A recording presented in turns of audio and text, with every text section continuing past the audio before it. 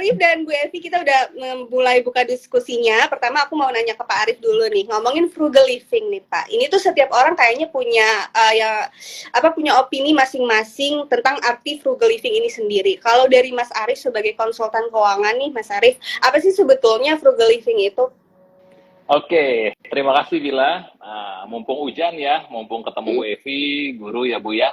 Nah, saya izin menyampaikan pantun dulu ya Bila ya. Oh boleh. Pantunnya adalah jumpa guru ucapkan salam, guru membawa seekor ayam. Hujan turun ini malam, kepada semua guru saya ucapkan salam. Gitu ya Bu. Ya. Itulah cakepnya. Baik. Iya, pas ya hujan malam-malam ya. Oke, terima kasih. Jadi pertanyaannya adalah apa sih ya kira-kira definisi frugal living? Nah, kita sering banget nih dengar kata frugal living kah, ya hal-hal yang seperti itu. Nah, jadi kita coba lihat dulu ya definisi, tapi kali ini saya ambil dari Cambridge University. Wah, pokoknya kita akademisi banget nih ya ceritanya nih ya, khusus jawaban ini ya. Nah, bahwa setiap orang sebenarnya punya definisi yang beda-beda nih tentang frugal living. Tapi saya coba ambil nih dari yang katanya dari Cambridge University. Nah, ini pakai bahasa Inggris, Bu Evi. Saya tolong dikoreksi ya, Bu ya, takut salah ngomong. Nah, soalnya tadi pagi sarapannya bukan sarapan keju, Bu. Saya sarapannya nasi uduk, Bu. Nah, jadi takut belibet omongannya ya. Oke, baik ya. Jadi frugal living adalah careful when using money or food, gitu ya, of a meal, ya, ataupun meal juga nih, cemilan mungkin ya bahasa Indonesianya ya, cheap or small in amount. Ya, jadi saya ulang ya, careful when using money or food or a meal, cheap or small in amount. Ya, nah yang artinya adalah seseorang yang menerapkan frugal living akan memilih opsi yang paling ekonomis dalam memenuhi kebutuhannya. Nah, jadi mereka akan fokus nih pada prioritas keuangan dan juga punya kemampuan untuk mengatur pengeluaran dengan baik. Nah, ya, jadi sahih nih ya dari Cambridge University. Lanjut Bila. Oke, jadi definisi tadi itu diambil dari Cambridge ya Pak ya. Jadi sebenarnya masuk sih kayak ngambil barang yang lebih ekonomis atau lebih murah karena memang setiap orang kan punya prioritas keuangan masing-masing ya Pak. Tapi kalau misalnya aku mau beli rumah terus ya udah deh aku minumnya kopi yang 8 ribuan tuh ada, biasanya kan kopi 25 ribu, aku yang 8 ribu ya gitu masuk sih. Nah kalau misalnya dari Bu Evi nih, tadi kan kita udah dengar penjelasan dari Mas Arif ya. Bu Evi sebagai orang yang profesinya guru nih Bu, kira-kira apakah bisa menerapkan frugal living tadi kalau dari kacamata Ibu Evi sendiri kayak gimana Bu? Nah kalau tadi kan itu terkait bagaimana kita lebih ekonomis ya kalau frugal living itu ya. Mungkin pada tahu juga ya bahwa kadang-kadang tuh ada program-program promosi yang khusus guru gitu ya, diskon khusus guru. Kan setahu saya beberapa tahun yang lalu kalau tinggal di Jakarta itu nggak bayar PBB gurunya. Oh gitu ya. Jadi iya, ada. Di antaranya juga umpamanya saya punya anak nih mau les di tempat bimbel. Nah, itu ada diskon khusus untuk guru dan lumayan besar. Kalau nggak salah sekitar 20% atau sekian lah gitu. Nah, menurut saya itu adalah salah satu hal yang bisa dijalani oleh guru untuk jadi ekonomis gitu. Jadi cari diskon guru diantaranya gitu. Atau hal lain yang bisa seorang guru manfaatkan itu sebagai seorang guru ya, kalau mau frugal living atau hidup secara ekonomis, umpamanya gini, kita kan pengen punya sebuah kegiatan yang untuk meningkatkan pengembangan diri lah ya, untuk pengembangan diri. Nah, di sekolah itu teman-teman kita itu kan orang-orang yang punya keahlian khusus ya. Yang ekspertis di sini di ilmu IPA, IPS, bahasa. Kebetulan kalau saya mengajar di sekolah Madania, itu kami ada berbagai guru bahasa asing bukan cuma guru bahasa Inggris saja. Ada guru bahasa Jerman, guru bahasa Jepang, guru bahasa Arab, guru bahasa Mandarin. Nah, kalau saat ini saya sebagai guru di sekolah Madania itu sedang memanfaatkan ya salah satu rekan kami yang guru bahasa Arab. Jadi les bahasa Arab online dan bayarannya seikhlasnya. Kan teman. Oke. Itu juga struggle living karena kalau saya pernah tanya gitu, les di sini, les di situ, waduh sekian juta ya untuk satu program gitu. Jadi menurut saya itu juga struggle living, yaitu kita saling memberi manfaat kepada sesama rekan guru yang memang punya keahlian masing-masing ya secara mendalam di bidang masing-masing itu. Oke. Mungkin kayak begitu contohnya. Jadi kayak saling melengkapi ya, dan aku tuh juga baru tahu sih Bu kalau ternyata banyak diskon yang bisa dinikmati nih oleh para guru. Kayaknya aku jadi guru aja kali ya Pak Arif ya, biar bisa nikmatin diskon gitu. Boleh. Nah, nanti misalnya ya aku nanti main ke Madania gitu, nanti jadi teman-teman perkumpulannya Bu Evi gitu kan. Ntar kalau aku udah jadi bahasa Arabnya nih, aku akan buka les lagi nih, malah jadi peluang ya. Jadi side job aku ya buat nambahin penghasilan. Canda. Selain itu ya. Juga mungkin kalau kayak di sekolah kami, terutama untuk bahasa Jerman, itu kami punya hubungan yang cukup dekat dengan Goethe Institut. Tahun lalu ya, zaman pandemi itu, dengan mudahnya teman-teman saya tidak ikutan sih waktu itu. Itu mereka ada program les bahasa Jerman yang diselenggarakan oleh Goethe Institut. Dan pengajarnya itu pengajar yang oke banget punya gitu, bukan abal-abal. Jadi pengajarnya udah yang level bagus, dan itu yang kami dapatkan dari memiliki pekerjaan sebagai guru, punya koneksi dengan lembaga-lembaga tertentu. Iya ya. Jadi kalau misalnya mau ngadain event gitu ya, eventnya nih para guru ngumpul, nah bisa tuh juga ya, bisa buat tambahan penghasilan ya Pak Arif ya. Oke, aku balik lagi nih ke Pak Arif nih. Tadi kan udah dibicarakan diskon para guru tuh ternyata ada ya Pak ya. Aduh, menggiurkan sekali nih Pak. Kira-kira nih pandangan Pak Arif sebagai konsultan keuangan, efektif nggak sih Pak kalau misalnya seorang guru tuh menjalankan kehidupan yang frugal? Oke, terima kasih Kak Bila, terima kasih Bu Evi. Nah ya, mungkin tadi kalau kita nyambung yang tadi Bu Evi sampaikan, misalnya ya membeli di tempat tertentu dapat diskon khusus gitu kan ya, kemudian tanda kutip memanfaatkan dalam arti positif circle kita gitu ya. Nah jadi kalau saya bilang ini yang dilakukan oleh Bu Evi adalah smart way. Nah ya, karena ketemu guru bahasa Inggris jadi pakai bahasa Inggris sedikit ya Bu Evi ya, smart way. Alias cara yang tepat, cara yang pintar. Apa? Ya, contohnya tadi ya, beli menggunakan momentum ya, atau pakai cara tertentu sehingga dapat diskon. Ya, tadi Bu Evi tadi sempat cerita tuh kalau belajar di tempat lain, wih mahal banget gitu ya. Yeah. Tapi dengan menggunakan circle, nah ternyata bisa dapat harga yang jauh lebih efisien, lebih ekonomis. Gitu Bila. Oke, iya benar-benar sih tadi Pak. Makanya aku bilang nih kayaknya aku mau jadi guru di Madania aja kali ya Pak. Gitu. Selanjutnya nih mau ke Bu Evi lagi. Bu, kalau disuruh milih nih, kira-kira Ibu lebih pilih menjalankan frugal living atau menaikkan penghasilan, atau bisa jadi juga dua-duanya tuh kayak yang tadi aku bilang tuh Bu. Gimana Bu? Ya, kalau untuk frugal living sendiri kan ya seperti yang tadi contoh yang saya sampaikan kan bermanfaat ya.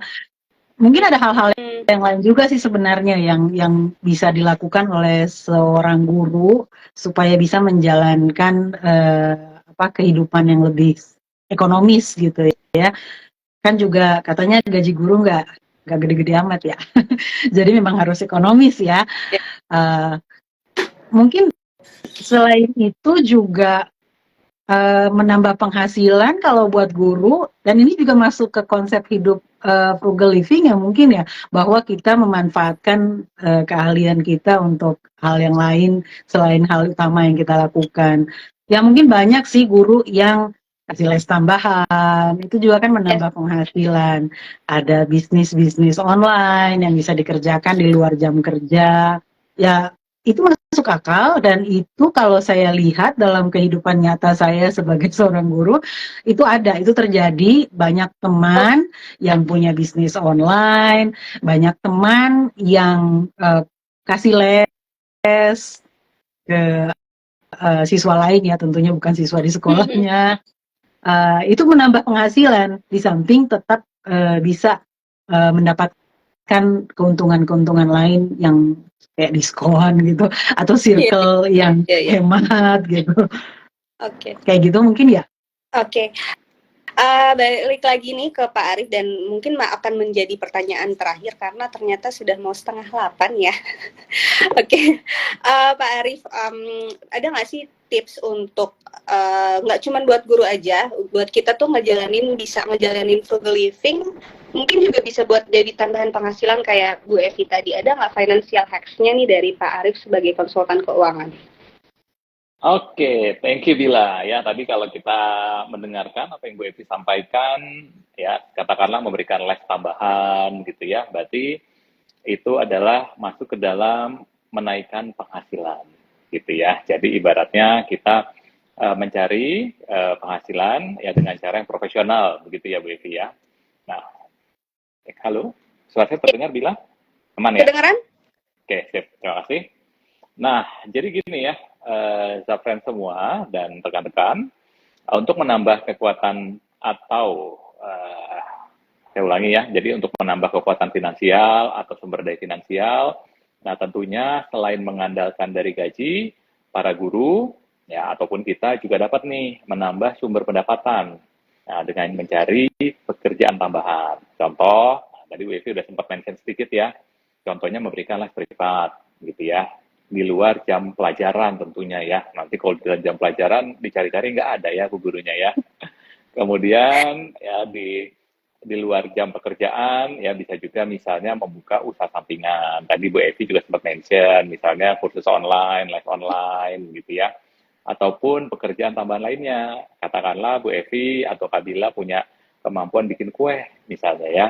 Kemudian bikin makanan, bikin masakan gitu ya, yang tentunya bisa menambahkan penghasilan. Nah, sehingga dengan kita memiliki penghasilan ini, hal ini bisa loh untuk memperkuat kondisi keuangan kita. Dan juga tentunya karena penghasilannya bertambah, bisa mempercepat pencapaian tujuan finansial kita. Gitu ya. Jadi nggak usah malu ya untuk mulai mencari penghasilan tambahan tentunya dengan cara yang profesional. Lanjut, Kabila. Iya, benar-benar iya. Sebenarnya aku tuh kayaknya kalau misalnya dibilang frugal living, ya mungkin kita bisa ngejalanin ya, Bu dan Pak. Tapi kayaknya banyak orang yang terlalu mikirin tentang gaya hidupnya gitu ya. Jadi itu yang mungkin bisa bikin orang jadi nggak frugal gitu. Sebenarnya pengen hemat, padahal tapi aduh udah ada iPhone 15 nih, teman-teman gue udah pada beli, gue harus juga punya dong gitu. Padahal sebenarnya aku nggak mampu gitu. Dan juga misalnya gadgetnya itu padahal masih bagus, tapi ya gitulah Pak ya dan Bu ya. Kalau misalnya lingkungan tuh memang sangat berpengaruh gitu ya dalam semua aspek gitu. Nah ini nih ada juga nih Pak Arif. Jadi ini kita udah di sesi tanya jawab. Ada 2 pertanyaan yang aku tampung dari Zafrans. Pertama mungkin aku mau tanya ke Pak Arif dulu ya Pak. Hidup frugal itu tuh sama nggak sih Pak dengan orang yang pelit sebenarnya gitu?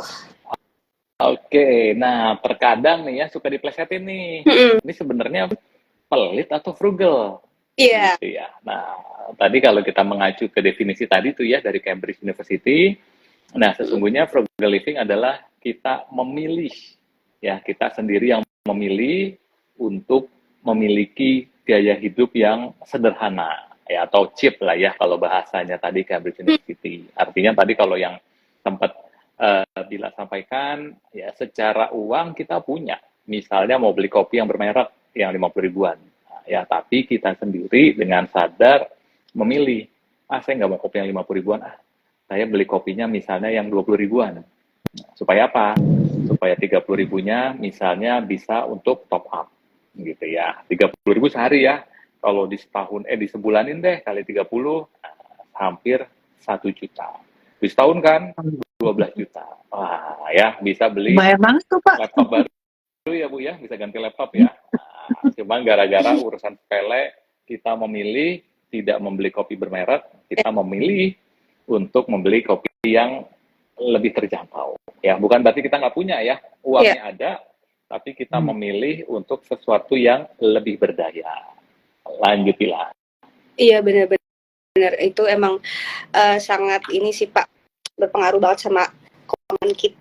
Pokoknya jangan gengsi, shy. Sekarang mah udah aja ya kalau misalnya mau pilih yang ekonomis buat beli rumah gedong gitu ya, ya udah shy, tahan-tahan aja gitu kan ya Pak ya. Oke. Betul banget. Bu Evi nih ada pertanyaan nih dari Zafres, mau nanya ke Ibu Evi, kalau di sekolah swasta nih kan saat ini kan Bu Evi di sekolah swasta yang Ibu tempatkan sekarang ini, apakah lingkungannya juga memiliki kondisi keuangan yang sehat? Karena lingkungan juga bisa berpengaruh ke segala aspek. Nah itu tadi itu yang aku bilang tuh, gimana Bu Evi? Ya, alhamdulillah kalau kondisi keuangan menurut saya baik-baik saja. Menurut saya teman-teman saya juga menjalani frugal living yang tidak terlalu mementingkan harus merek apa minumnya gitu. Jadi daripada nanti nggak cukup di ujung ya, menurut saya oke, untuk keadaan keuangan nggak ada yang memprihatinkan. Tapi itu semua sebenarnya kan kembali lagi ya ke kemana kita mau bawa lifestyle kita. Mau berapapun juga uangnya, mau jadi guru di Indonesia atau di Kolombia sama aja kalau kita tidak bisa mengontrol lifestyle kita, ya nggak cukup-cukup terus jadinya ya.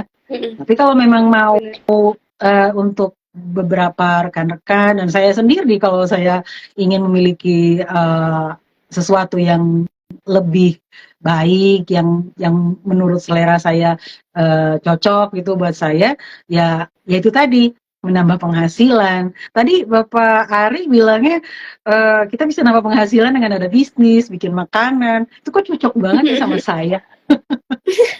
I do that too. Praktekin ya Bu ya. Oh ini udah praktek malah nih ya. Itu emang terjadi.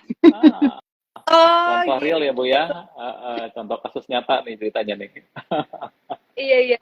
Udah duluan ternyata Bila, Bu Evi nih. Sangat multi talenta ya Pak ya. Oke. Tadi tuh bener banget sih Pak, aku setuju banget sama Bu Evi, kalau ngikutin gaya hidup terus tuh pasti kita sebagai manusia nggak ada rasa puasnya dan pasti selalu akan ngerasa kekurangan terus, nggak akan pernah nggak ada rasa cukupnya gitu, karena ya gitulah ya Bu ya kalau ngikutin gaya hidup terus. Makanya ada quotes-nya Zafinance nih Pak Arif dan Bu Evi, kalau Pak Arif mah selalu ketempel ya Pak ya quotes ini, biaya hidup itu murah, yang mahal itu biaya pamernya gitu. Quotes dari Zafinance. Itu dari quotes dari Zafinance ya, menutupi live kita hari ini quotes-nya, dan juga tadi sesi tanya jawabnya juga sudah berakhir, sudah 2 menit lagi akan menuju ke jam 7:30 dengan berakhir sesi tanya jawab ini, maka berakhirlah juga Instagram live malam hari ini. Pak Arif dan Bu Evi, mungkin ada yang mau diucapkan nih ke Zafinance karena 3 hari lagi Zafinance ulang tahun di tanggal 19 November. Mungkin dari Bu Evi dulu Bu. Mudah-mudahan Zafinance bisa membantu rakyat Indonesia ya di segala bidang pekerjaan untuk bisa memaksimalkan perekonomiannya secara sehat. Oke, terima kasih Bu Evi dan Pak Arif, boleh Pak? Oke, dari sesi singkat aja ya, frugal living udah menjadi tren saat ini, kenapa kita nggak ikutan juga nih bagian dari frugal living? Oke, Pak Arif dan Bu Evi, terima kasih untuk segala doanya dan ucapan-ucapannya. Sampai berjumpa lagi di lain kesempatan. Aku mempersilakan Bu Evi dan Pak Arif untuk bisa meninggalkan live-nya. Terima kasih sudah menyediakan waktu ya. Terima kasih, Terima kasih, Nabila. Bye.